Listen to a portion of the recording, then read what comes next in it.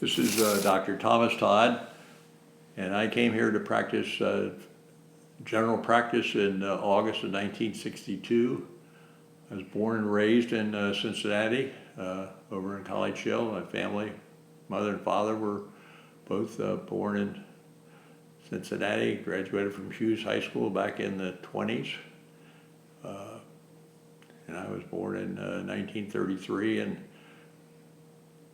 my father was on the school board of the city of Cincinnati, and he found out that Hughes academically wasn't such a good school when I got to be about 1950, 55, or 45, right after the war.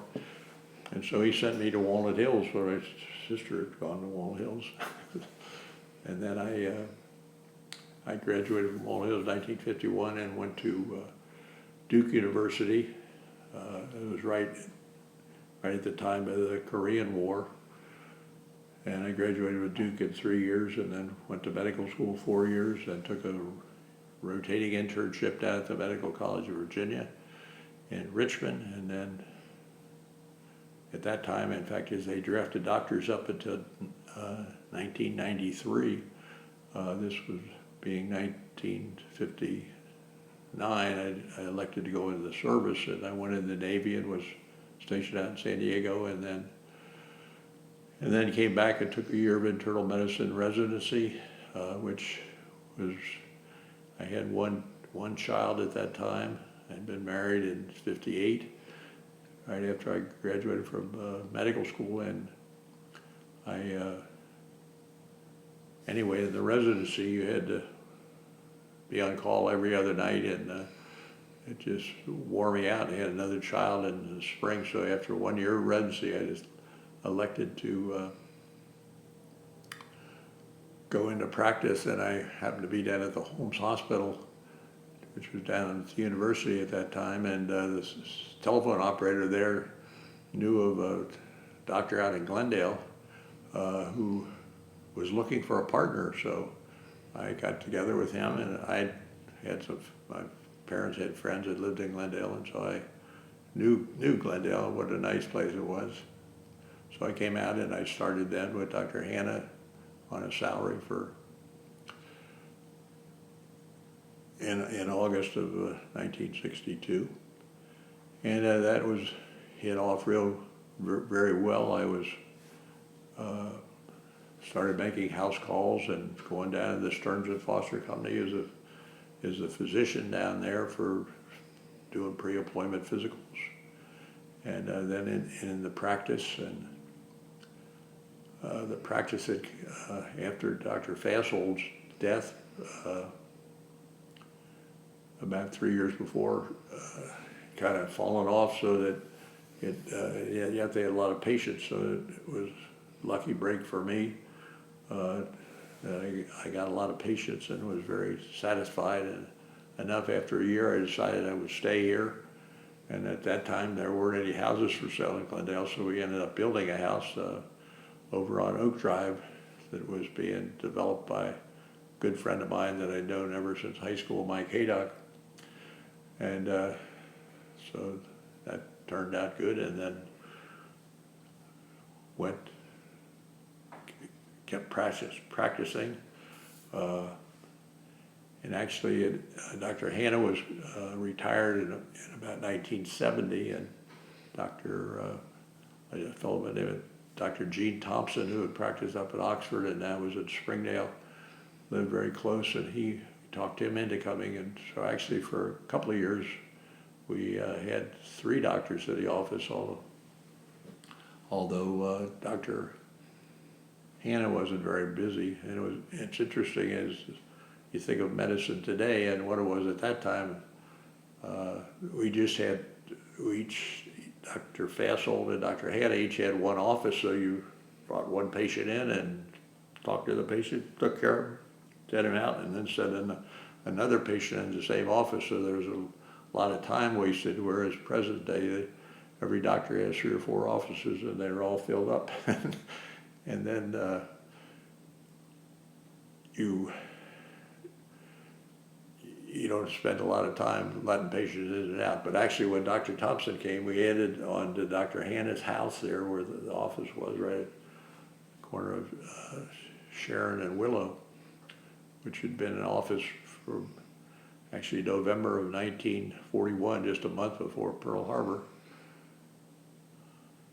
And then Dr. Hanna retired and then moved out, and the house was rented several times. Finally, Buzz Carmichael bought the house 7 or 8 years later, probably in 1977, I guess. And then Dr. Thompson left, and after about 4 years, 1972, so he and I practiced together for 4 years. And so from 1972, I started to look for a partner. And about 1972 is when general practice, very few people were going into it. And so the specialty of family medicine was developed, which required a 3-year residency.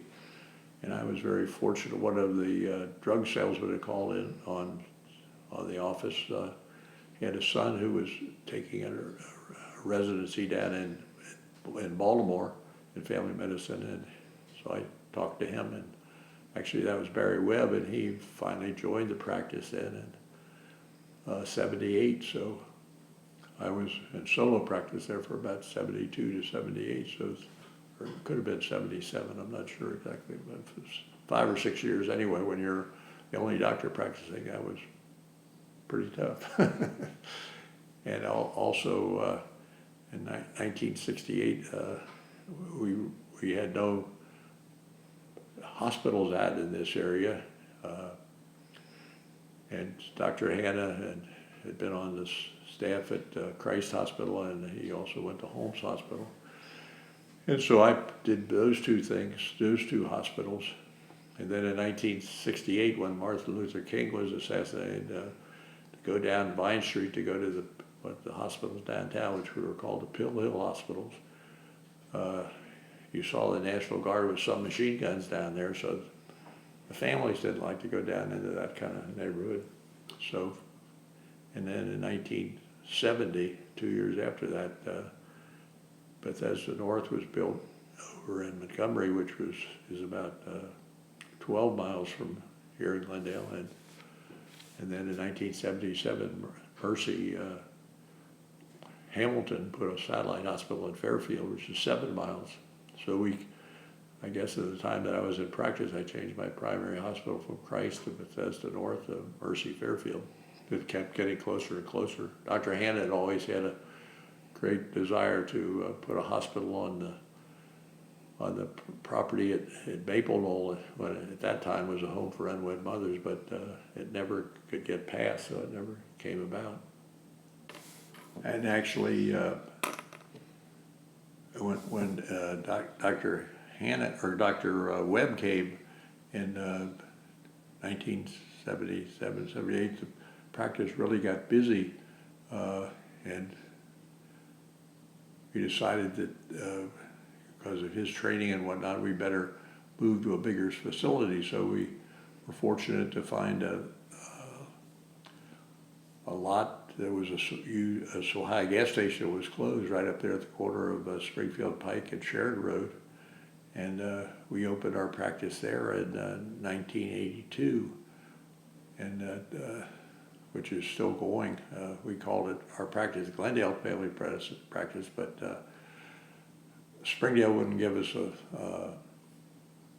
a building permit with that name, so we had to change the name to Springdale Family Medicine, which is kind of ironic, but anyway, that came about, didn't seem to make any difference. And then actually in Dr.